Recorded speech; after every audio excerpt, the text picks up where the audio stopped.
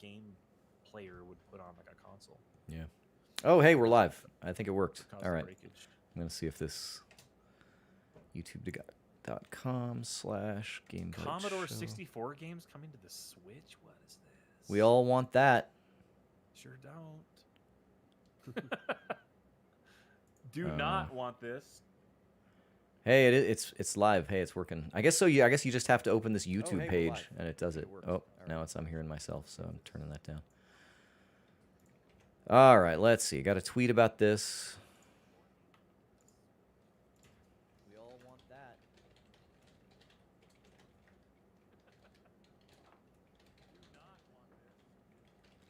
Hey, it's live. I guess so. I guess you just have to open this YouTube page and it does it. Oh. All right, let's see. Got a tweet about this.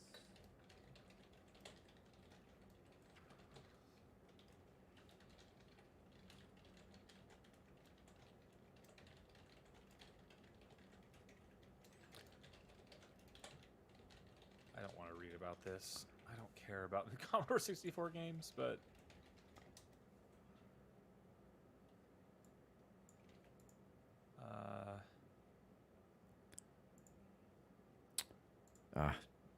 Jared's weird title card is the default title card for this thing. I don't know how to change it. Too late.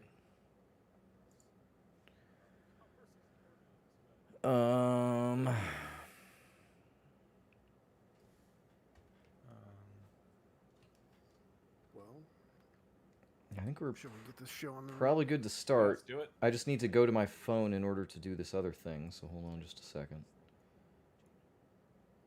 Too late. What other thing, man? In order to put it in Discord, I can't like switch my Discord screen. Well, I can, but it's unprofessional.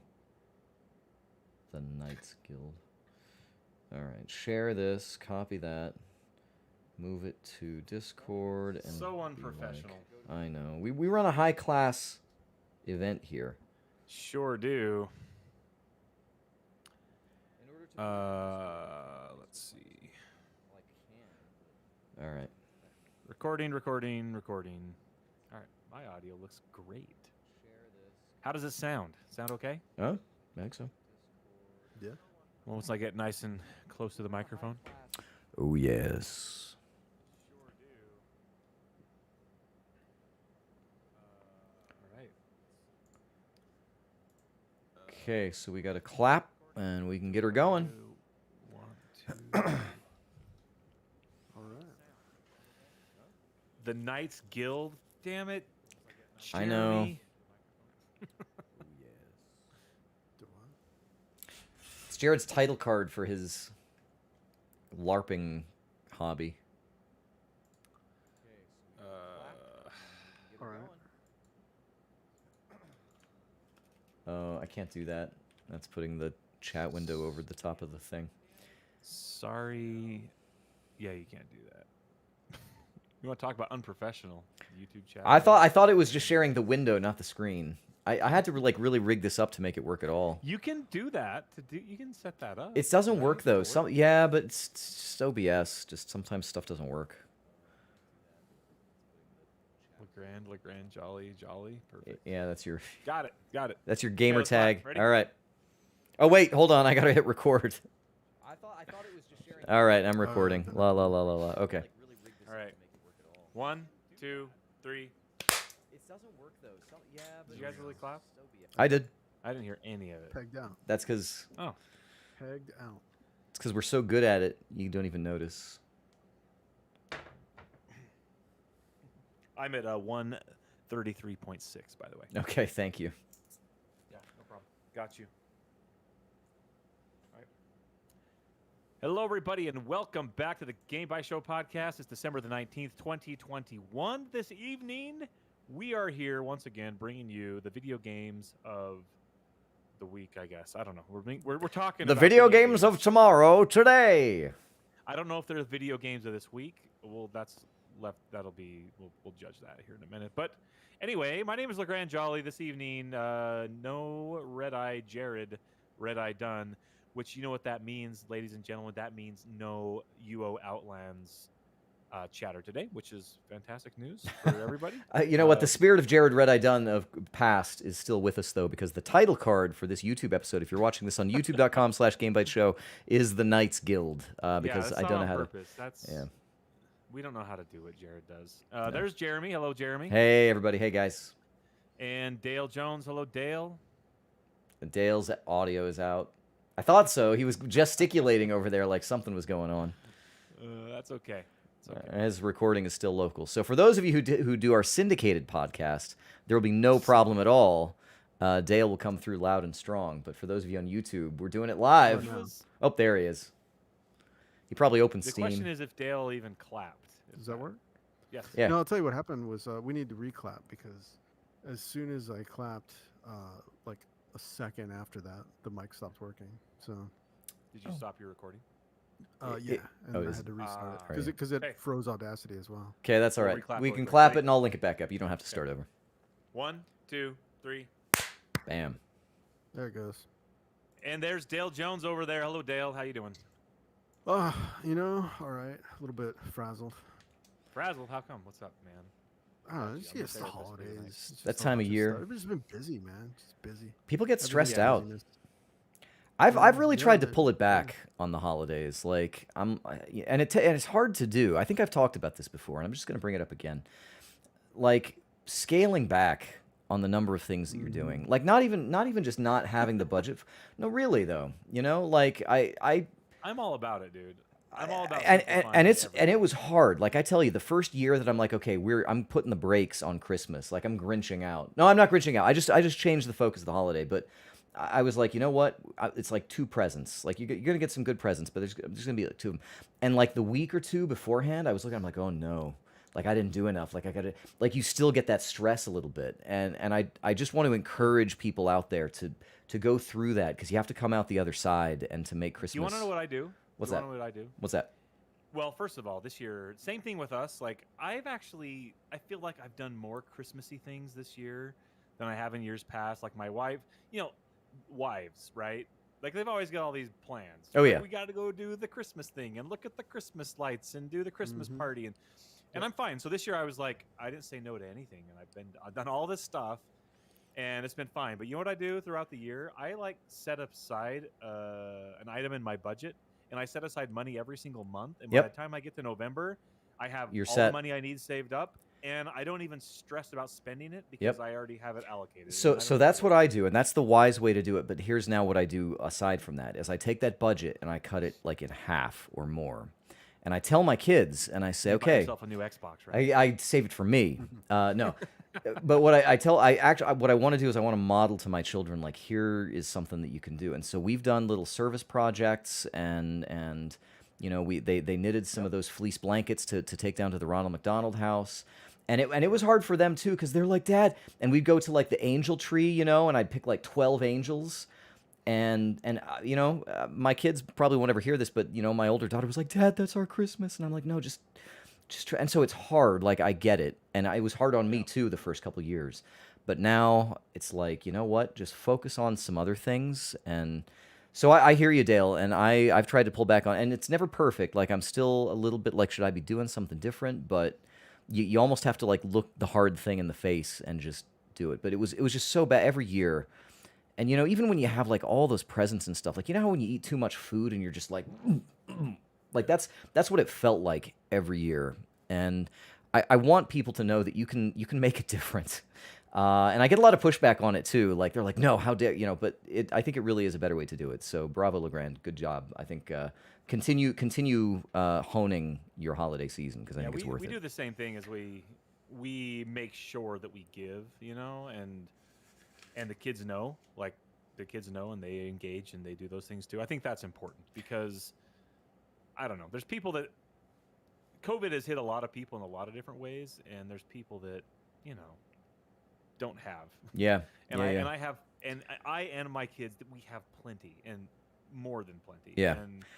And I agree with you about like you feel you get done on Christmas morning and there's just and you feel like weird. And Yeah. you're like, why? Yeah. Why? I'm done. I'm done with that for sure. I'm done with that for sure. But that's the thing though, is like that you got to kind of like balance it, right? Like I want to make sure my kids. I know I work my ass off all year long, and by the end of the year, like let's celebrate and spend some money and have a good time, you know. Yeah. And I appreciate that as well, of celebrating the end of the year and celebrating Christmas and the whole thing, everything about it, and so I can appreciate that as well. But I also like you like to balance that out with other things that aren't necessarily just for them Yeah. or just Yeah. commercialized for ourselves. Yeah. So I don't know who's going to hear this, but it is something you can do, and it's not easy. And for the first couple of years, you get a little bit of a hangover, a little bit of anxiousness, but you can do it. So Dale, I don't know, that was a little bit of a tangent there, but I hear you, and it It's okay. it always there's is. not a lot of video game news is scant this week, so like. So we're gonna hit you up with a very special episode. Yeah, very special episode. But I guess we start out with talking about video games we've been playing. I've just got a couple updates. Final Fantasy XIV Endwalker continues to be the main game that I play. I only played in the mornings and late at night because prime time you can't get into the servers. It's in our news, but they stopped selling the game because they want to make sure that people who actually have the game and are paying for it can get in. So they don't want to sell any more copies and they're actually canceling all their marketing for this expansion, which is insane. That's weird. They canceled all their marketing for Endwalker and they've stopped selling the digital versions of the game just because they want to have a good experience, make sure the people that are actually engaged can actually play.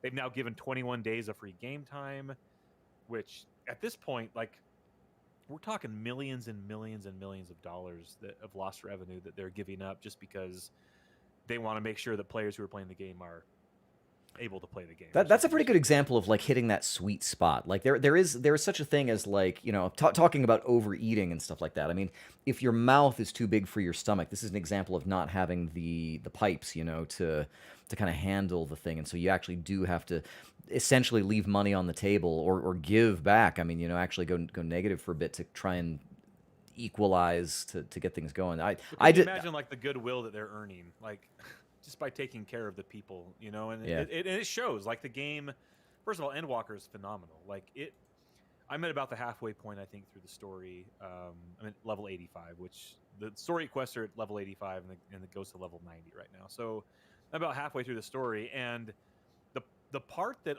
like there's like twists and turns and things that it does that I had no idea, like I couldn't have predicted it was going to do, and it continues to surprise and impress and excite, and characters that you meet like really early on in the expansion that seem to be just side characters end up becoming like part of these major storylines in the game, and everything in this game is very, very well crafted and well designed and well thought out, and it's very, very impressive, and I've been loving every minute of like it's like there's this part of the game, and I don't want to spoil anything, but there's this crazy stuff happening and big things happening, and they take the time to focus on this little small group of people when the entire world is in turmoil and everything is going wrong and the planet's going to be destroyed. Who knows? Like, just things are going bad, right?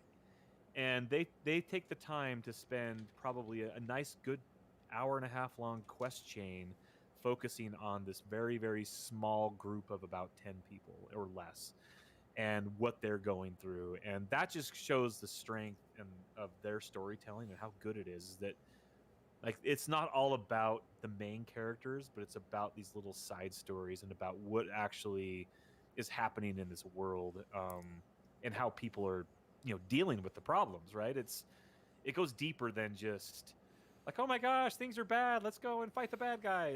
It's a lot more than that, and I think that's why people love Final Fantasy story so much, is because it's more than just that. There's a lot of depth there, and it's really cool. I mean, there's also a lot of weeaboo stuff that people like too, to be fair. There's I mean, plenty of that. People like the dress ups, and people like the cat girls, and people like now the bunny girls and the bunny boys, and yeah, no doubt, like that exists. But I mean, what keeps people coming back, and the reason why there's so many people playing Endwalker is because the story is so freaking good. It's really, really good. So anyway, I'm excited to continue playing that.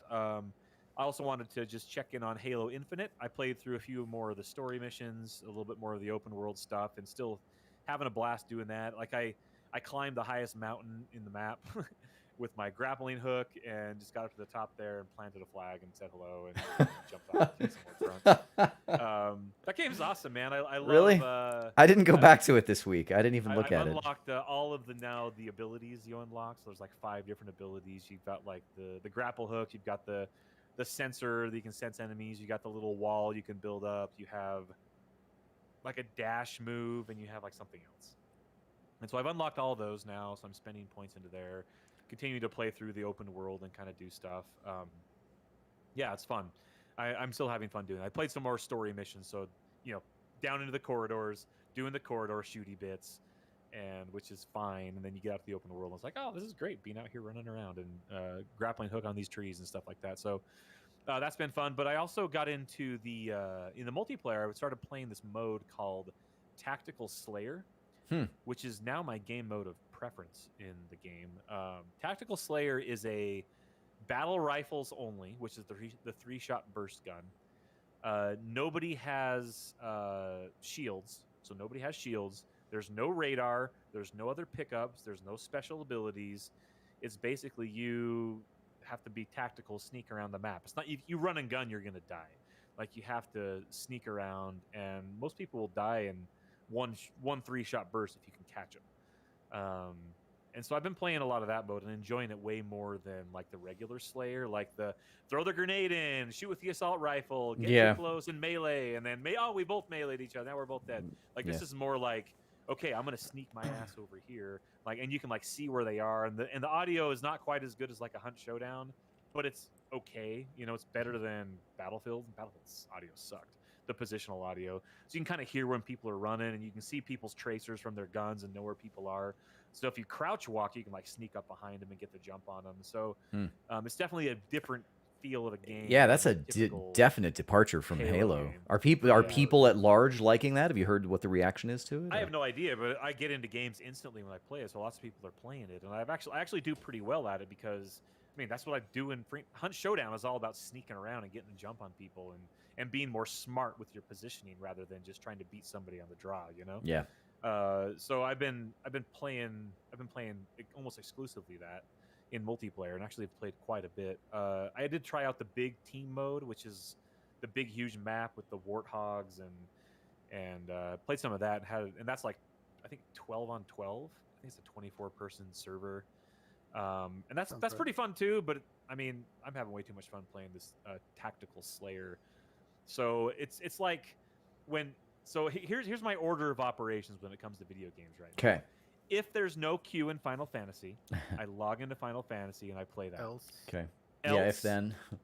If people are online to play Hunt Showdown, actually, I take that back. If people want to play Hunt Showdown, that serves first because those are people I actively play with. Like, it's more social than Final Fantasy right now. Right. Hunt Showdown first. If nobody's playing Hunt Showdown, Final Fantasy. Then Final Fantasy. If no queue. If queue, Halo. And if I have 5 minutes to play, I'll jump into a Team Slayer or a Tactical Slayer mode. Otherwise, if I have like an hour to play, I'll play campaign. And that is my order. Kind of how you do it. Operations. Yeah, I've also installed a whole bunch of other crap. I installed Final Fantasy 13 on Xbox Game Pass. Installed that. Nice. I installed a whole bunch of crap the other day. I don't install nothing. I stream everything now. I installed Avon Colony. Have you heard of this game? I've seen it. I've scrolled past it several times. Yeah, it looks pretty cool. I installed that. I installed. I kind of want to like Final Fantasy 13 was going to be my game. Like, oh, I can't play Final Fantasy 14. I'm going to go play Final Fantasy 13. Like that was what I was going to do. But as it turns out, it hasn't landed in my order of operations yet. Yeah. So anyway, that's what I've been up to. Nice. I have an order of operations I can talk about, which is if vinyl soundtrack and free to play, I play that, and that's kind of how I do it. And because I got to justify one to do the other. So this week I tried out Godfall Challenger Edition, which is on PS Plus this month, and it is also it was, I don't think it still is, but it was a free game on Epic Games storefront a week or two ago. Yeah, you should go in there and take a look. I mean, whatever, just accumulate everything. You never know when You never know when it's going to come Somebody in will handy. mention something on it Yeah, randomly. and I'm you'll like, be oh, like, I actually hey. have that. Like, I So, installed that. Godfall was a launch window title for the PlayStation 5, and if you remember, so this is from Gearbox, which is kind of weird, because it's not like silly. It's not the last few games they've done. Battleborn kind of had a really big tongue-in-cheek. They've done a lot of Borderlands and the Dungeons and Dragon Borderlands spin-off, Tiny Tina's Dungeon, whatever it is. This is like straight up. This is like uber serious. This is almost like, you know, Destiny style, like overwrought dialogue and all of that. But it is a sort of melee based looter brawler kind of thing. And it looks really shiny and ornate. Everything is sort of over designed. The armor is like I think it has a lot in common with Warframe. And you know how Warframe kind of has a little bit more of an H.R. Geiger style, kind of look to it, like a lot of like flat faces and like weird rib cages and stuff like that. This is a lot more like I'm gonna have lion heads on my face and on my shoulders and on my kneecaps. They're all gonna be gold, and I'm gonna have like a giant sword that's like way too big, and it's got like slices and waves and hollowed out parts in the middle of it. It's got an abacus in the middle, and you can do some whatever it is. Like that's this. Everything is really, there's a lot of bloom lighting. It's just kind of made to be one of those launch games where it's supposed to showcase something, but then a year or two later, it is nothing more than a bullet point along the pathway of the new console generation that it doesn't really push forward, because it was developed before the people have really gotten used to it. This game came out. This is like a year and a half old game. It's something like that, yeah. So I think it came out like right when the new consoles were coming out. yeah. So it's like a launch window style game, yeah. And I don't know For some that reason I got this confused with that Immortals Phoenix Rising game. Oh yeah, no. So that's like a Greek mythology Ubisoft sort of thing. Yeah, but for some reason I got confused. Yeah, no. And here's the thing, like I don't think we, even as we were talking about this and we were like, oh yeah, what can you play on the PlayStation 5? I don't think we ever even mentioned Godfall. I don't think it's something that we really think about. And I don't think it's something that a lot of people thought about, which is partly why I think it's on PS Plus. Is it good? Okay, so kinda like it's I never heard anything like positive about it. Like, well, so here's the thing: the buzz on this Godfall Challenger Edition is like, oh, this is like a lesser edition of the game. Like, oh, but I think what's actually happened here is that all of the story mode and stuff was just sort of people didn't really care for it that much, and I am willing to bet that Gearbox said, well, if we really want this to do well, let's just cut out the relatively short campaign. Let's put you immediately at the end game content, and let's just work on end game content where you're just grinding for like cool stuff. And so that's basically what this is they've taken out all of the kind of lead up, and you do get a tutorial mode, so you get the actual level 1, like how to punch things and whatever. But then after that, you have a one button to boost your character to level 50, which is end game. And then at that point, you have, 3 modes to choose from. And this does include content from the last couple of major updates that Gearbox did for Godfall. And I have to admit, I mean, I didn't play the original, so I can't tell you what's different. I know that they've kind of fine-tuned some things. They've made elemental stuff work a little bit better. But basically, in a nutshell, this is sort of like your Destiny or your... I'm trying to think what else it's your... It is your Destiny in a nutshell. But it's not as good as Destiny. I don't think so. Yeah, I mean, it wants to be really pretty. It wants to be really thematically like, oh, we're going to stop this guy from becoming a god so that we can save the blah, blah, blah, blah, like whatever. And I think it's like nobody really cares. And the way it plays, so it's a third person kind of behind the, third person character fighting kind of thing with combos, and it's all melee based. It reminds me a little bit of kind of like a low rent God of War a little bit, which isn't bad. Like that's actually not a bad thing. Is it multiplayer at all? It is. Although I've heard some people say that because it levels out the XP for doing a team, that you actually can kind of get better stuff if you play solo. So I've only played solo. I was just trying to figure out like what is going on, and they've got 3 different modes that you can do. They have And honestly, they're kind of hard to describe. So I don't know how much even I want to go into all of that, because there's also just obscure progression systems and different kinds of materials that you can use to craft stuff. Mainly, though, there's two or three things that you're doing here. One is that, sort of like in Warframe, you know how there's the different frames? Like there's one that's looks like this ninja, and there's one that's like that flying person, and there's one that... So they kind of have that here, and they're called Valor Plates, I think is what they're called.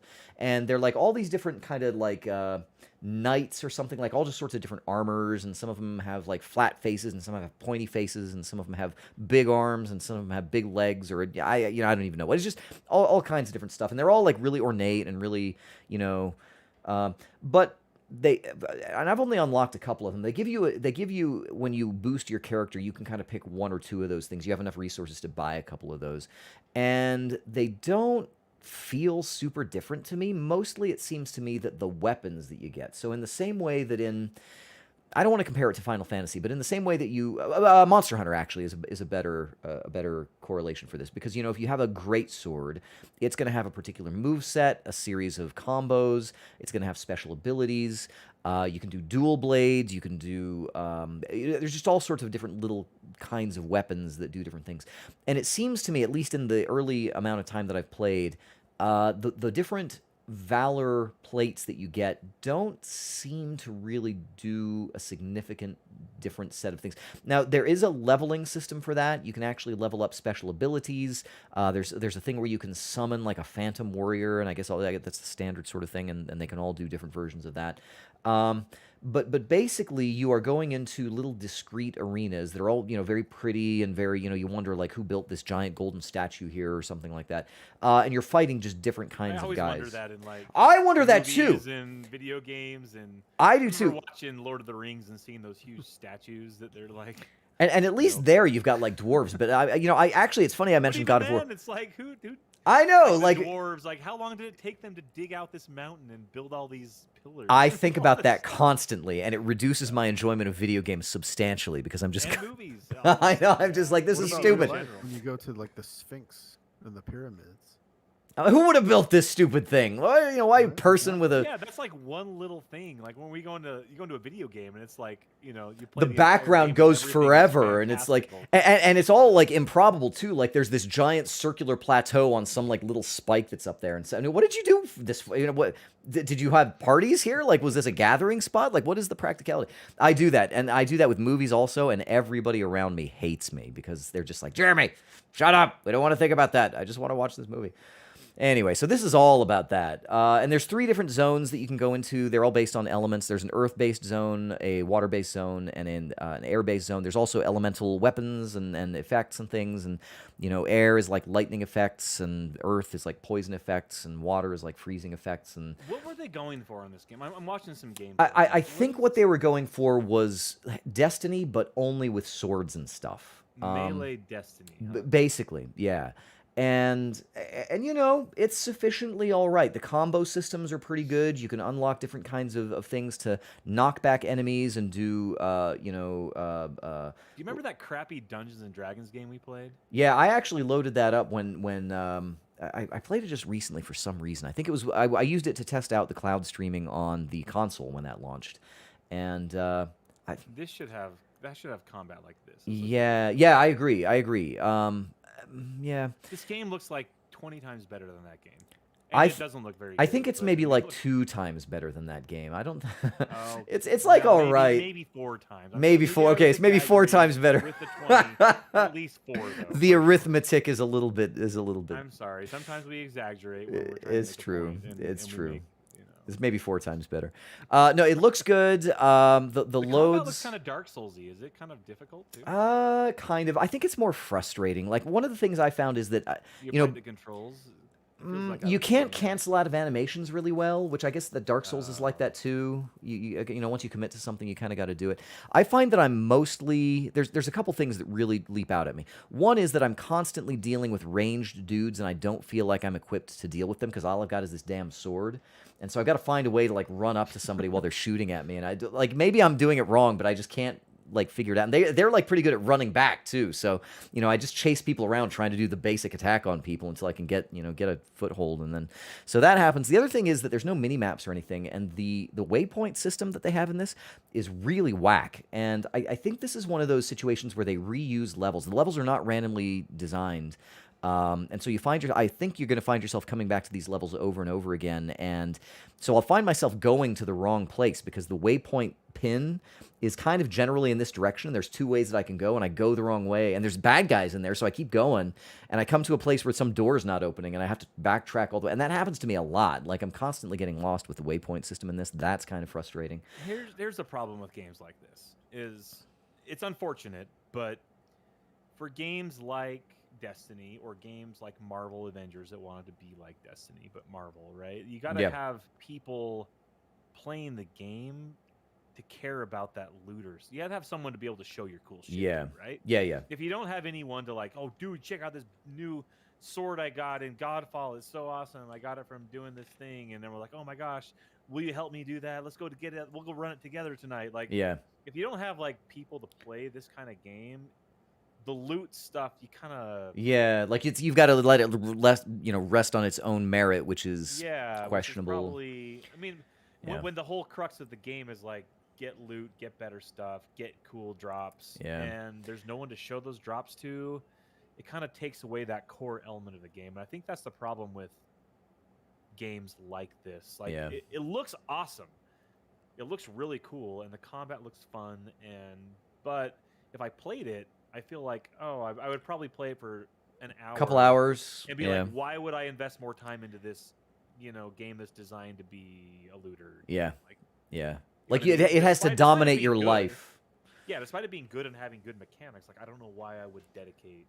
Well, and particularly over something else, right? Especially when they're like, honestly, for me, I'm always thinking like, I really want to be playing Destiny, like not for its own. I just want Destiny to be part of my life because it has been, and it's competent, and it's pretty good, and so I would choose Destiny over something like this. But I'm not really going to play Destiny either.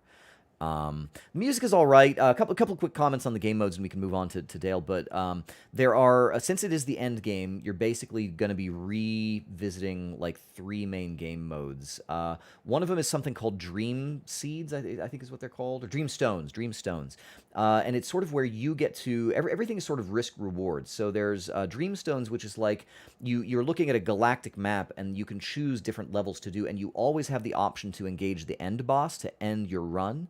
But you can pick from other kind of alternative choices, and then every time you finish one, you can kind of keep going until you decide, okay, now we're going to fight the end boss. And the more you go, the more difficult it gets. There's another thing that's sort of like what's that Soul Calibur tower? Like you have a tower style thing where you go up a little elevator, and then you beat some guys there, and then go into some rooms, and then you come back out and go up the elevator again, and you kind of do that. There's a mode for that as well. So they've got things like that. So it's not actually a lot of story modes. It's not a lot of, Destiny is a lot about having a hub world and then kind of going from there. This is more like select a thing from a menu, try and last as long as you can, get some cool stuff, come back out, don't die or you lose it all and you've wasted all your time. Like it's that sort of thing. And I could see this, maybe I did not play this with other people, random or friends, and maybe that changes the dynamic of it. But me, myself, and you can switch between a couple of weapon types, so you do have the ability to kind of go out to a mission with a few options, but mostly you're going to be choosing your Valor plates ahead of time, and you're going to be speccing your loadout and stuff like that. And it's competent. I would say try it out, especially if you have PlayStation Plus. It's free, with that subscription. And I wonder if, like, because of the Challenger Edition, that people would try it out. Well, I think that's the idea. And like I said, I actually kind of understand, I think, what Gearbox was doing here, because I think that if they had, I think they totally could have just released Godfall the game. But I think they even sort of recognize that, if you really want to hook people, the story's not going to draw people, and let's just give you something that's going to boost you into this, and you're either going to like it or you're not. And here it is. And I think that's why they did it. So I think some people were saying, oh, it's so chintzy, give us the full game. But I don't think you really want the full game. So I think they have specifically tweaked this to be, just that, like warp speed to the end. And if you like this kind of thing, you're going to like it. And if you're not, you didn't pay for it anyway, so whatever. and that's basically Godfall. And I guess since I'll say that the vinyl soundtrack came out, music's real good, real portentous, and looks good, sounds good, and I've had it on my turntable and I've enjoyed it, and now I can say that I've at least played Godfall and I can talk about it with some level of competency. So try that out. PlayStation 5 looks good, plays well, and may or may not be for you based on what I've described, but it is what it is. Godfall. Dale, Speaking of yeah. is what it is. So I decided to use my newfound Game Pass, accessibility to many different games, to check out a rally game. I don't know if you guys know, but I like games where you drive a rally car around dirt and gravel. And now, are you talking about like RC Pro-Am or more like Forza? Well, more like Iron Dirt, Man. What's like, that game? The Dirt? it's called Codemasters. Iron Man? Colin McRae Rally, or the Dirt series, as it became later. I'm not sure what you're talking about, Legrand. Iron Man. Super off-road. Iron Man Super Off-Road. Super Off-Road, yeah. I remember Super Off-Road. It's actually funny that you guys love that mention game, dude. RC Pro-Am and Super Off-Road, because those are two games that are, well, one is not really off-road, but those are two games about driving a car from a more divorced perspective, as opposed to your typical like first person. I'm right behind the car, or I'm in the car. Yeah. I'm the hood ornament. Or I was gonna say, or you get rid of the car and like you are the car. Yeah, exactly. So I've been playing this game on Game Pass called Art of Rally,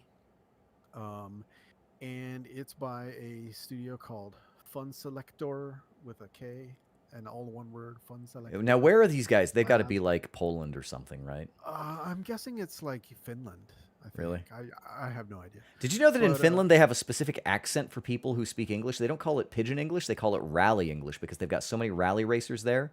That's someone who speaks with a rally Finnish accent sounds like this, and they call it Rally English. Like just a a little bit of Scotsman? a little bit. They just have roll their R's, and they.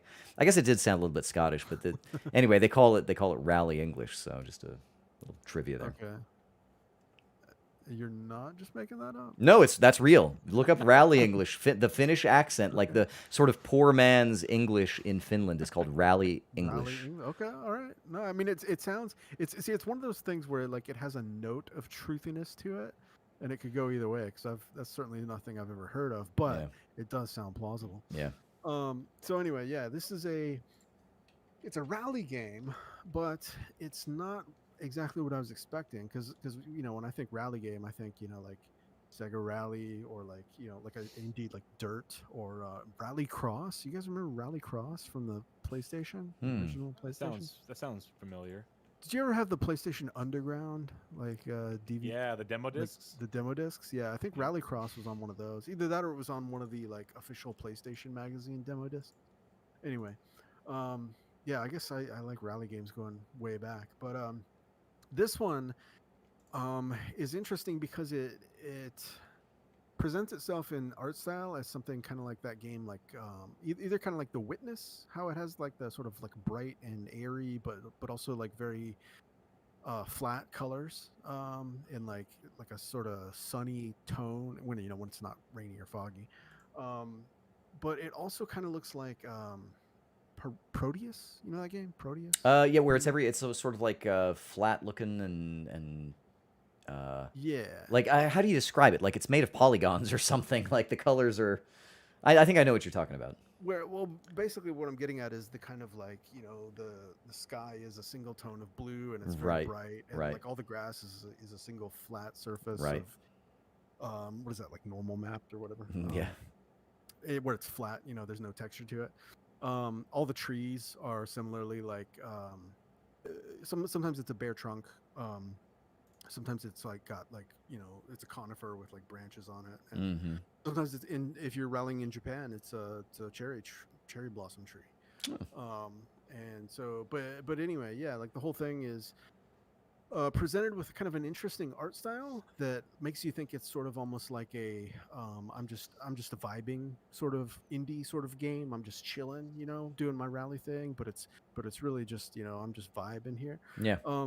And it also has that like I said, that sort of removed POV from the camera, because this game, the closest you can get to the car is equivalent to like the furthest you would get from the car in a typical driving game. So the range of The way zoomed camera out positions that this game offers you are like the closest you get is that sort of like 3/4 above and behind, Mm-hmm. and it zooms all the way out to like a literal top down eagle eye sort of view. So it's you're often playing from that sort of perspective of like, those toys that you used to play with where it was like a revolving background, and like the car, and you're like steering the car Oh left and yeah, right yeah, on the yeah. revolving Right. background thing. Yep. Where it's like that sort of perspective almost, like a very far removed. Right. And so you do kind of get that super off-road or RC pro-am sort of like, I'm not in the car, I'm definitely a third person controlling Right. this car from afar. But it's also that, and the art style, and the cool techno music and everything is definitely like setting you up to think this is like a hangout and vibe game, right? But it actually does have a very serious what's the word, like it's got a real dedication to the sport of rally. Oh yeah. And in fact, the way that this game presents its career mode is it starts you off in the year, was it like 1967 or whatever, like the year that rally racing was invented, right? And it puts you in a series of rally races. Each one of those is broken down into 2 or 3 or more stages that you run, right? So in a rally, it's typically like there's only one car on the track at a time, and it's time trials. It's point to point, right? And whoever racks up the lowest time after everybody's done the stages or whatever, that's how it's measured, right? And so when you're racing stages in this game, it's just and you're just trying to negotiate like all the crazy slopes and turns and like the hairpin turns, and it's everything. It's a mixture of like gravel, dirt, tarmac, and you have a mixture of cars that have a lot of different sort of handling variables, whether they're front wheel drive, rear wheel drive, front, mid, rear engine, horsepower, all those sorts of things, right? And then as you go through a rally from stage to stage, your car gets wear and tear that affects its performance. Even if it gets dirty, it has a higher, I guess, drag coefficient. The dirtier the car gets. Yeah, so like you can, between races, it'll give you the option to go to the repairs, garage, and I haven't exactly worked out exactly how it works yet, but it seems like you are given like a certain amount of like pips of repair that you can spend each series or each rally, maybe. So you're doing like this ongoing cohesive campaign going around the world, and you've just got the resources that you take with you. Yeah, so that's the career mode. Yeah, it's like the first rally is, I think, in Finland, and it's like 2 or 3 stages, and then one after that I think immediately goes to Japan, and it's like 2 or 3 stages, and there's one after that is like maybe like Kenya or somewhere, and then you fight Dalsim in India. It's going to all these places all around the world, and no, I think the third one was Sardinia.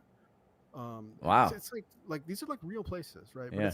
I don't think the maps that it's presenting you with are anything like, maybe they're like created vaguely inspired by the action, because I know that here's a deep cut. So the Fast and Furious 3 Tokyo Drift, you seen that movie? Somehow I've missed the entire series to date, somehow. Providentially. Well, there's one part where they're like driving through the mountains just outside of Tokyo, and there's like all these switchbacks, right? There's this one section that's nothing but switchbacks. Okay. Right? Like in very close succession. Right. And there's the Japan map, or at least because I'll get down into how the maps work, but the Japan sections or whatever have a lot of the switchbacks in this. So I was wondering if that was like, if all that is actually inspired by like where people would actually rally. I don't know that much about it, but so yeah, that's the career mode, and I so far I've played through um, the first because they set you into groups, right? And like initially you're in group 2, I think it is, and so you do like 4 rallies, and then you go up to group 3, and then it's weird. It seems like it goes group 2, group 3, and then group A, B, C, D, E. I don't know. Hmm. I'm not. Don't quote me on that, but it just I was like I remember looking at the ordering and going, huh, that's. Um, but yeah. So like as far as the career goes, I've progressed to the second. What are they calling these? Like it's weird because they're on a timeline, right? And so the first one, the first group is like it's like 1960s, right? And then the second one is a few years later. I think it's like 1970s cars. And then you can see the progression, and like all the way over to the right, you're starting to look at cars that you would see in like a dirt Hmm. or like Gran Turismo or something, Right. More modern cars. I want to know And about the so rally racer's life in between the years. Like, what's he doing? Is he like a regular guy? teaching English in Japan. Teaching- Actually, is there- I was friends with a rally co-driver when I was over there. Yeah, so the co-driver. So there's 2 people in each rally car, right? Co-driver is like on the radio to the pit crews, or whatever the equivalent is, and they also have like They have the notes map, and they're on calling out the turns. Yeah, Yeah. exactly. That's their main thing, is calling out the turns. They're like hard right in 20 meters, or whatever it is. I just and call if you that play, backseat like, driving. I'm a professional at that. I like well, to. they're in the passenger seat though, so Oh. it's not really a backseat thing. But yeah, no, like this guy that I knew when I was over in Japan, he was doing the same job as me, and he was a rally dude from Canada, and he was like, yeah, it's totally like a rich man's sport. My dad was kind of into it, so I kind of got into it, and yada yada yada. Huh. Um, but yeah, and then he would take these trips to like other countries while he was he'd take vacation to like fly down to New Zealand to like participate in a rally, and then Wow. come back like a week later or whatever. So That's it cool. does seem very cool. But yeah, so I don't know, this game Art of Rally, and it's you can buy it for $20 or it's on Game Pass, and I've been having fun with it. I did want to say that when you first load it up, it doesn't drop you into a menu or even into career mode or anything. It drops you into a free roam mode, and so you're in, I think it's the Finland map, and you can just drive around the whole thing. And there are these collectibles, so you can pick up these. You can pick up the word or the letters RALLY, and then when you do that, it like unlocks like the next country's free roam map. But then there's also like cassette tapes that you can pick up, so and those unlock additional songs, and Music. soundtracks. Oh, that's cool. And then That's quaint. there's one other thing. There's there's photo ops. So like you can pull up to a photo op and then like hold down the Y button, and it'll give you the scenic shot from that area. And then yeah, there's those five of each of those collectibles, and then there's like an icon that's like one of those, how you like fill in an icon. It's like grayed out until you fill it in. Oh, yeah. Like there's one of those for like a car on each map, but when I got the other stuff, it said all collectibles completed. So now I'm like, well, what does this car icon mean? Is there a car here for me to find, or is there not a car here for me? Does a car not count as a collectible? I don't know. It's not like I can get out of my car. So what is this? Why is it even showing me another car? I don't know. These are some legitimate rally questions. Right. So pretty fun game. Yeah, been definitely having some good time with that. It's got some good music. It is pretty chill. It is vibes, but it's also like it's kind of trying to like teach you a little bit of like history of rally, and like give you a little bit of insight into what the different cars I are like about. that. I have played games specifically before to learn. Like I think I've talked about this. I played Mark Echo's Getting Up to learn about like graffiti culture. I played Brutal Legend to learn a little bit more about metal and stuff like that. Like I think I might play Art of Rally just to understand rally. Yeah, Like I like that idea. Like actually teaching kind of the basics of some weird and subculture. it's got a nice artful presentation. It's only a few gigs when you download it. It's not a huge game. It's an indie sort of thing. Yeah. Huh. It's cool. Nice. So recommended. Real good. Well, coming out this week, we got some new releases. I did find a couple. I know that we're inclined to say there are no new releases, but I did see a couple here.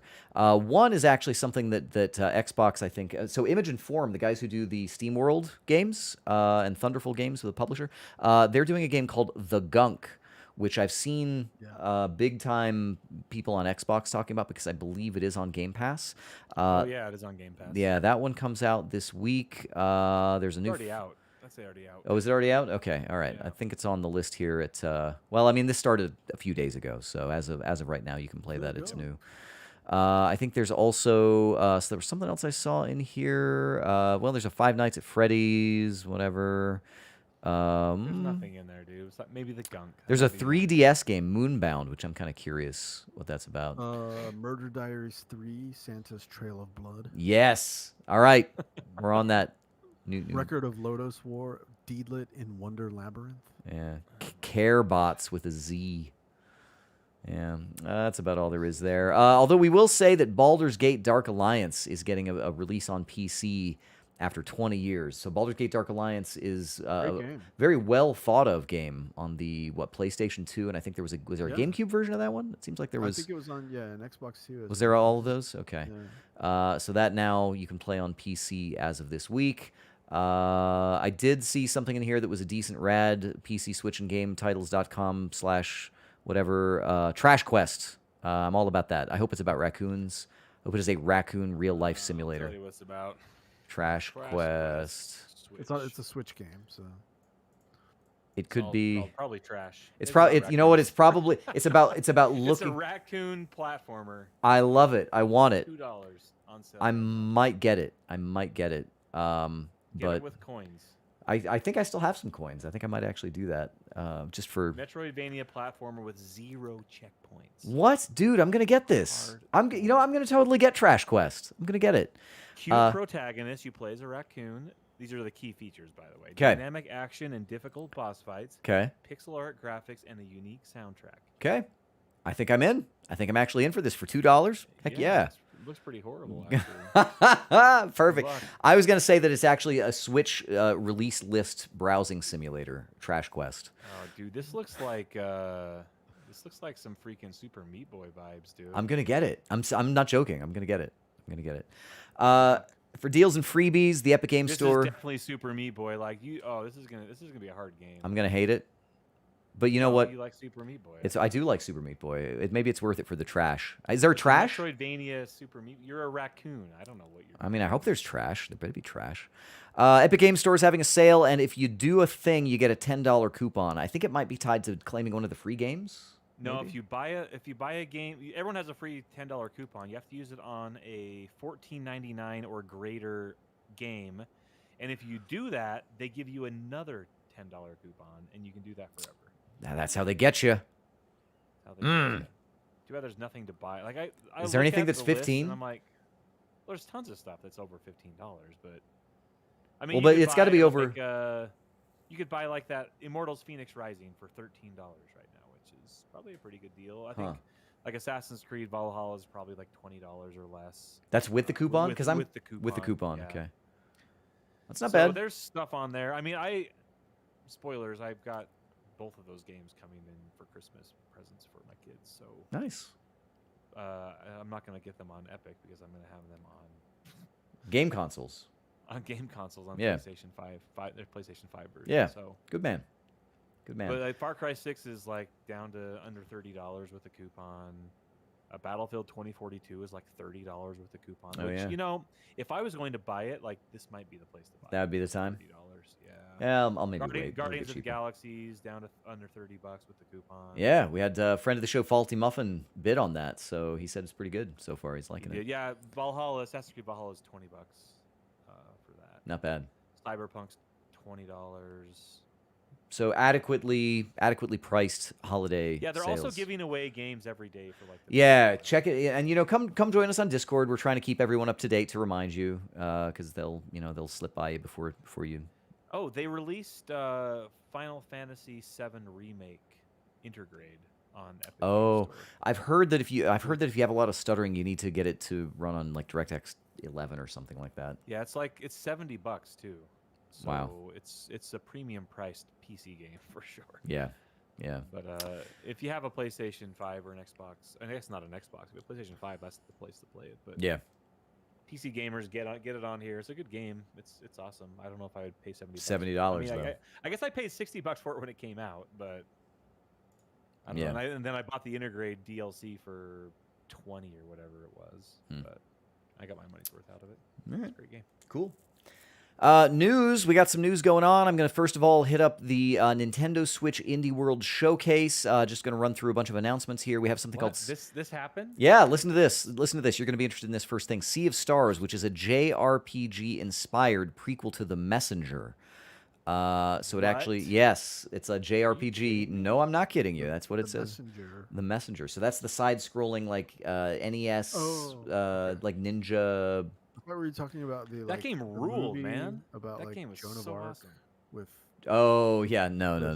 Mia Jovovich or somebody. No. Holiday 2022. Yeah, so that's coming out. River City Girls 2. The River City Girls game was real good. I like River City anything. Give me some Kunio-kun. A game called Omori, which is already a game that's out, coming to Switch. Alicia, the Oblivion of Twin Goddesses. This is from a Taiwanese studio. It's a 3D puzzle game that lets you control twin sisters and kind of do some... Are you really going to go through all these? Okay, all right. Locomotive. Ollie Ollie World. Yeah, that's good. Figment was fun, so Figment 2. Starve Together, it's now coming. Okay, all right. Switch.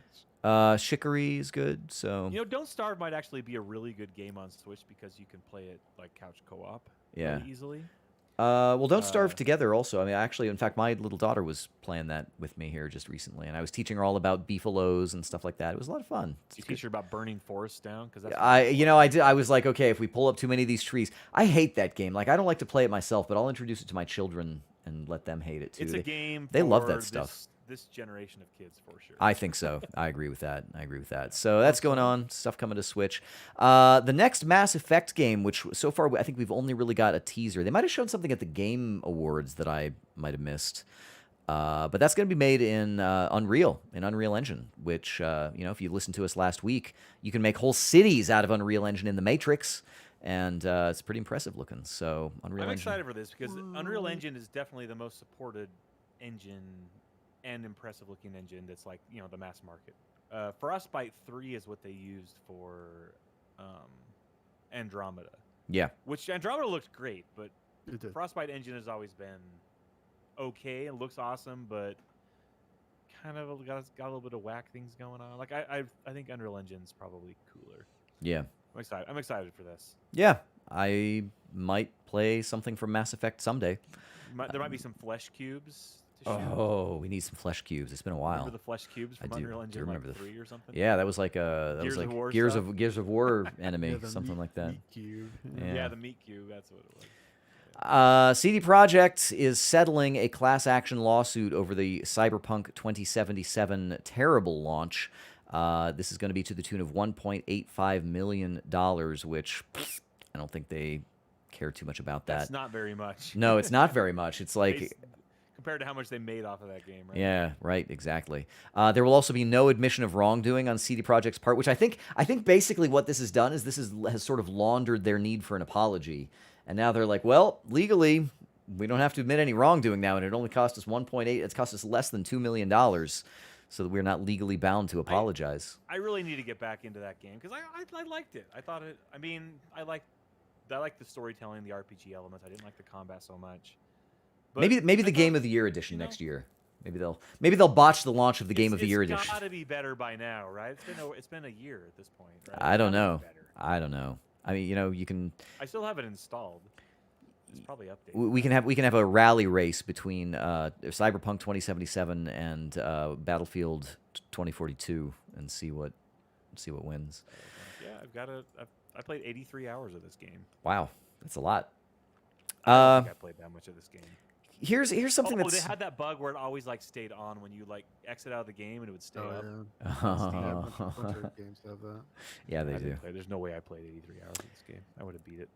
Here's something that's kind of interesting as a side note. We've been talking in our Discord. A few people have been watching this new Xbox documentary that came out in 6 big parts, pretty in depth about the history of the Xbox all the way back to the beginning, first Xbox, and something that came up out of that, which I thought was kind of interesting. And maybe Legrand, who's watched this, can maybe talk a little bit about just in general and kind of point people in the direction of this, is that Xbox has said that one of the things that their biggest misstep that they reckon that they've made was what they did with Lionhead Studios, which was formerly Peter Molyneux's studio, saying that in relegating them to the Kinect studio squandered the potential that they had with that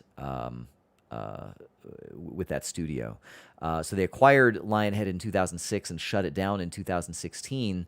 And they basically, they basically said that you should acquire a studio for what it's good at, not for squishing them into some other thing that you think they ought to be. And I think, that studio had a lot of potential. Obvious. Yeah, right. It does, and in retrospect, I guess they've got it. So this is from the Power On: The Story of Xbox series. And Legrand, you've been watching this, and it seems like you've been really enjoying it. It's really informative. It's really, really good. It's 6 parts. They're about 45 minutes to an hour each. I am on part 6. I've watched 5 of the 6 parts.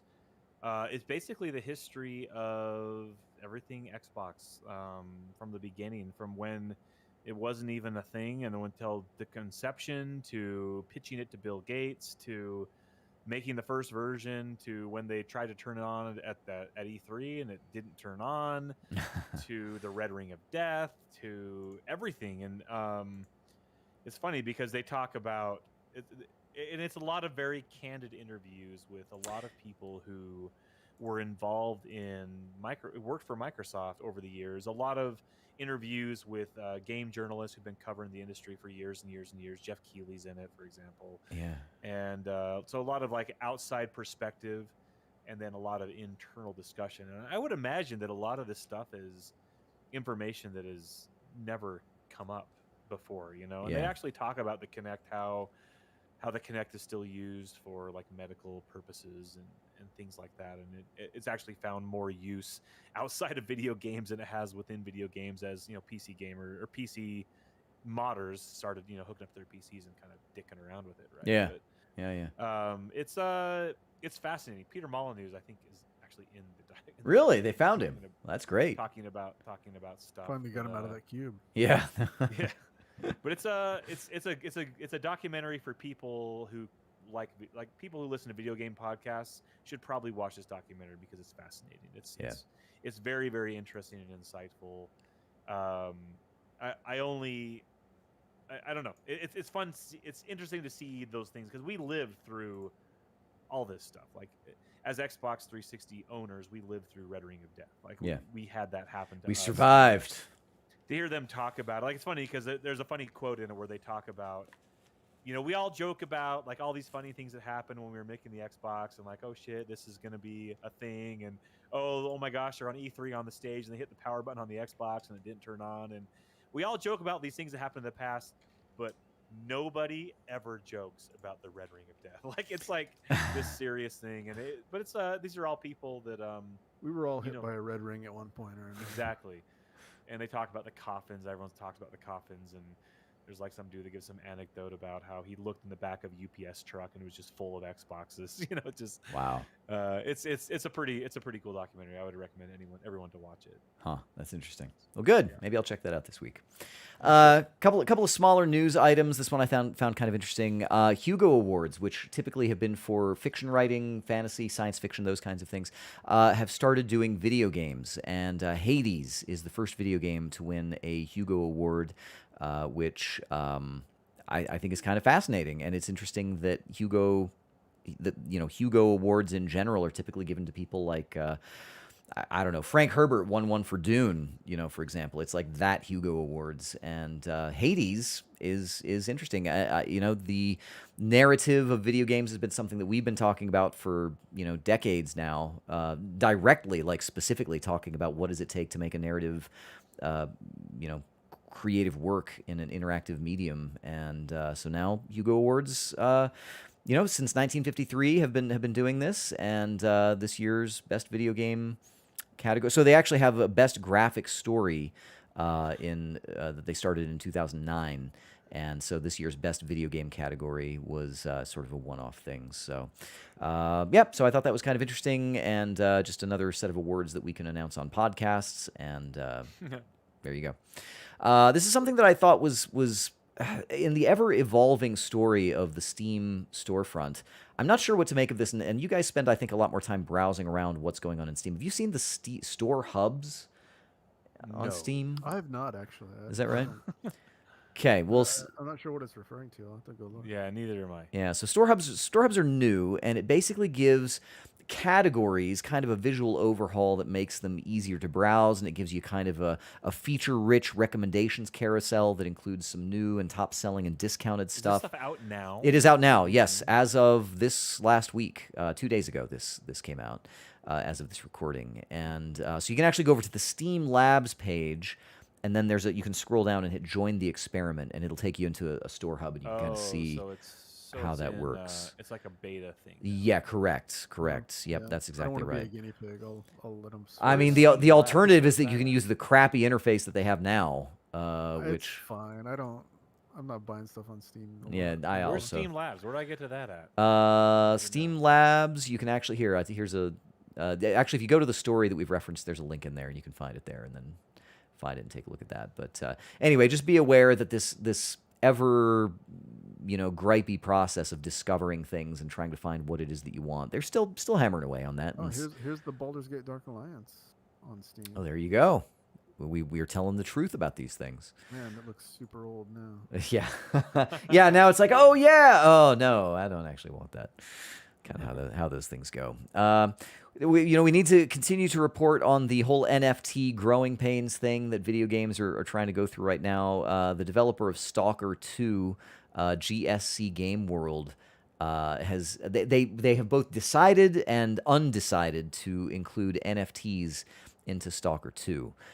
They originally decided that they were going to do NFTs in terms of in-game drops that kind of evolve into a new gaming feature, and I guess that there'll be a metahuman that appears as an NPC, the face of the real owner being recreated in the game using photogrammetry technology, something like that. Anyway, they went through this whole blockchain baloney, and people just shredded it, and so they decided they aren't going to do it. They tweeted a couple days ago, "Dear stalkers, we hear you. Based on the feedback we received, we've made a decision to cancel anything NFT related in Stalker 2. The interests of our fans and players are the top priority for the team. We're making this game for you to enjoy, whatever the cost is. If you care, we care too." There've been a number of these, and there's been I've been really surprised actually at the just vociferous nature, like of the vitriol people that are coming back at it. Yeah, it's like. I think I understand it, but wow, it's like are there? I guess there really are a lot of people. That I don't really know. I mean, it is kind of a. I will direct you to the new South Park feature film where they actually do just a little thing on NFTs, and it's actually really funny where they're like, oh well, if they believe in NFTs, then I believe in NFTs, and we should all believe in NFTs together. Then I think where I see it mostly is in this kind of scam idea of people selling like monkey gifs and things like that, stuff like that. I think there is, and Legrand has talked about this. I think there is some applicability for blockchain. I don't think we know what it is yet, and I think this is companies just kind of trying to figure out what it's going to be. But I will say that I said somebody's going to crack that nut. Yeah. Somebody's going to figure it out, and they're going to find a good. And they're going to sell the nut as an NFT. And it's going to make sense, and it's going to, because I agree with you, like the bullshit surrounding JPEG selling, yeah, it is what it is. If you go onto any of those marketplaces for NFTs, it's full of I could create 10 anything JPEGs and put them up for sale right now, and people may buy them, and they probably won't. Yeah. That's the reality. But there is the technology itself is sound, and somebody will figure some use case out. And it will be cool, and it'll be accepted, and it'll be understandable. And I've also said this in the past, the generation of now is growing up with this stuff. So the people who are in junior high and high school right now, they're going to understand NFTs like we understood how to program VCRs when we were kids, right? That's just the reality of technology. I think that the most immediate thing is going to be horse armor. I think that if you can do your own custom, imagine Destiny armor or Halo Infinite or something. If they're okay, you've got your own battle scarred armor that is unique from anybody else's. It follows this template, but it is textured a certain way, or it has something, and it's yours only. And that's I think that is. And you got that random drop that's this unique thing, and hey, it's bound to you, and you can sell and trade it because it is tied to your crypto wallet. Yeah. I will say this week I did get a crypto wallet, so I'm gonna do something. I don't know. Cool. What are you gonna buy? I don't know. I actually Now's here's the time, dude. here's the Everything is reason. down, so now's Here's the the time. reason that I did it is because that you guys remember a couple weeks ago there was that advent calendar of free games. They basically said that if you bought any of their stuff, that they would give you an NFT for their things. And I'm like, oh, okay, And I actually did it because I missed one day, and so I had to pay $2 in Nintendo coins to get one. So I'm like, I'm eligible for this. And that's terrible. I don't know. I'm just gonna try it. I'm gonna see what it is. Like, what's an NFT? I don't know. I got one now. So, Dale, you want to buy an NFT? I got one for you. $10,000. It's a deal. It's gonna be $15,000 next week. I've actually got a million of them. I mean, I create a new NFT every time I breathe. I've got a whole, I've got a whole That's folder of reaction gifs I can sell to you for. Gosh. And then the last item I've got in the main news here is that the original Splinter Cell is getting a full remake. Splinter Cell is coming back in POG form. It's an NFT. No, they're not releasing a new Splinter Cell. They're remaking the original. And I don't know. For some people, that's cool. Listen, nobody remembers the story of any of the Splinter Cell games. So if I played the original Splinter Cell, I'd be like, wow, this is great. Like, I would have no idea. Yeah. No recollection of what happened. You probably got to assassinate some dude in some Baltic state, something like that. I'm pretty sure that happens. I got to put on the little night vision goggles, and it's going to make that. You got to jump up in like a hallway and do the splits and stick there for a minute and shoot someone. Support yourself. Yeah. Yeah. So I'm interested to see the tech that they. I mean, 'cause it's been a while. It's been a minute, right? It's been like what, 7-8 years? Yeah, since something Splinter like Cell? that. It's been a while. And people have been begging for it the whole time too. Like everyone's like, oh, they're going to announce a Splinter It's the Cell. weirdest thing that Ubisoft has been milking the shit out of all their other things. They've come out with new IP, which is great.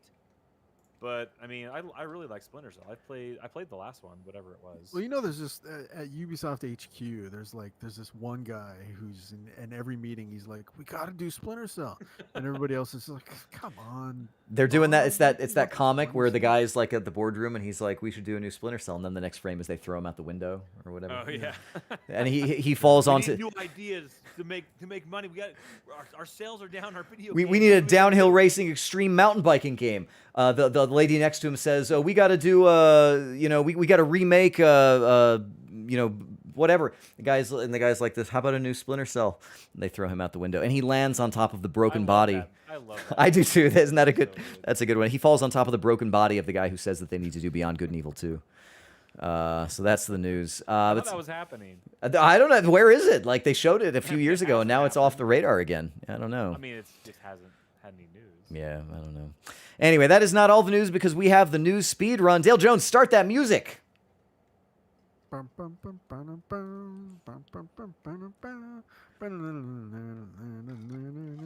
really should do some different kind of music for that. I usually do the same one. Well, Legrand alluded to this a little bit earlier. At this time, you cannot buy Final Fantasy XIV because it's just too popular. That's right. That's it. What a shame. Tencent. Yes, that Tencent. Tencent. They bought Turtle Rock Studios, the guys that made Back 4 Blood. So they now And Left have 4 Dead before that. Yes. It's true. The scripts for the third season of The Witcher Netflix show are already almost done. I don't know if you're aware, but the second season has just come out 6 hours ago. I've got to rewatch the whole first season because I wasn't paying It was attention. Friday, dude. I'm telling you. 6 hours ago. 6 hours ago, It's as of Sunday, this man. recording. Dr. Disrespect is back in POG form. No, he's launched a AAA game studio with former Call of Duty and Halo developers, and I guess we'll see what happens. You know what? I can already see the headlines. Someone's HR is going to be resigning about 2 years from now. That's it. Microsoft is selling a $25 Red Ring of Death poster to commemorate its greatest console failure. You know what they should do? They should make like a little electronic thing instead, or like some little thing. Like a poster's kind of lame, but if they had like an actual like little standy red ring. Like a little LED. Yeah, like a thing with like three. red Yeah, on the it. 3 red rings. be Yeah, cool. I think that would be cool. I'd get that over a poster. Turn that into like an avatar thing that you can put on your Xbox profile. I mean, you said in this documentary they've been very honest about it. So like, just lean all the way into it. Just I survived the red ring. They talk about like the pile of consoles that they had that were just broken, like millions in a warehouse. Like it's fat. You got to watch that episode. It's episode 5. I believe. They traded them all in for Crazy. $5 of store credit each at GameStop. Yeah. Well, if you were curious, what games were completed the most in 2021, according to howlongtobeat.com, those are Resident Evil Village and Metroid Dread. That's interesting. Like most completed per capita, or like Most completed by a self-selecting How long to beat group is of people a that put their Yeah. stats on how long. yeah, I guess that's it's true. a site where you can go log your games that you played and how long it took you to beat them. Huh. And so based on The number stats of in submissions. 2021, Yep. Yeah. Yep, Now, yep. if you had like the actual gospel, like most created game of 2021, that like the supreme intelligence outside of our universe, but watching our universe is aware of, what do you think? What game would that be? I'm trying to think what came out this year. We got to start Final thinking about Fantasy this. 14. Final Fantasy 14. Nobody beats Final Fantasy 14. I don't know. There's probably some like Gravity Bone like 5-minute thing that people played. Oh, well, but yeah, nobody probably probably played that right, though. actually. Like nobody played it. Yeah, they would have. It would have. Yeah. So what's the intersection of like most played, most? It's going to be like Assassin's completable- Creed or something. No, because those are NBA super long. 2K something. NBA, yeah, career mode. Yeah. No. I don't know. I That's- bet it's like All right. What we need to do, we're going to poll the community. on Game Pass. Game Bytes Show listeners, let us know your most completed game. That's going to be the official one for 2021. Gran Turismo 7, which I don't know if we need anymore because we got Forza Horizon 5, but it will include 420 car models and 90 tracks. Nice. Nice. What the? It's going to have a lot of cars in it, but you're not going to be able to crash any of them. Yeah. Continued Xbox shortages force Microsoft to use dev kits in the latest Halo tournament, which I find I hilarious. think that's funny. I like that. I approve. Weird 5-foot-tall Matrix-themed PCs being given away. What's so weird about these? So They're 5 feet tall. it's got like this sculpture. So we can't, this is an audio format, but you guys need to go look at. Maybe I'll include the tweet or something in the show notes. But it's like this retro, like what was on the Nebuchadnezzar, right? Like the whole console thing that you look into, and it's got like 3 little monitors and all kinds of things. And then there's like a sentinel coming over the top of it, and it's this big weird like sculpture thing, and it actually is a working PC, and it's so stupid. No. I must the have actual it. PC doesn't look that bad. Wait, that's just when you're viewing it from one angle, right? Like when you see all that stuff. Because I'm looking at it from another angle, and I see like other monitors or something. It's the back of the sentinel. If you look, there's the back of water. No, I don't know. That's, Anyway. The Breacher is the name of the thing. that's a weird thing. Yeah, I don't know. Uh, Folks, that is going to do it for our speed run. That is going to do it for this episode of your Game Bytes Show podcast. If you have any comments about any games that we talked about, if you want to share with us what you've been playing, if there's any news that we missed that was really important that you just got to share with us, do that. Find us on social media. You can tell us all collectively at Game Bytes Show on Twitter. You can reach out to us individually. I am at Jeremy_Lamont. you can find me at Legrand. You can find me at Count Elmdor, trying to find out what I'm gonna watch on Sunday nights now because Succession is over. The Witcher. Witcher, dude. The Witcher. Get caught up. Witcher. The Witcher or the Xbox documentary. Finish that. Got to do that. Absent with us, but here in spirit, Jared Red Eye Dunn is probably off LARPing somewhere at RED_I. You can find us at youtube.com/GameByteShow. You can subscribe to us there, hit the bell, and see us live when this podcast goes on YouTube. You can also go over to GameByteShow.com. You can subscribe there to our podcast for a syndicated version of this episode, and many, many others. Go check that out in our back catalog. You'll also find there a link to our Discord server where you can come and hang out with us every single day, as well as get notified when we find little freebies here and there, what's on the Epic Games Store on any given day, those kinds of things. And there's memes, and we're playing Final Fantasy, or something's going on over there, so come join us. And folks, of course, we will be back next week to do all of this again to keep you informed, edified, and entertained about all things video games. Until then, this has been your Game Bytes Show podcast. Thank you so much for joining us, and we will see you next time. See ya. Seeing you.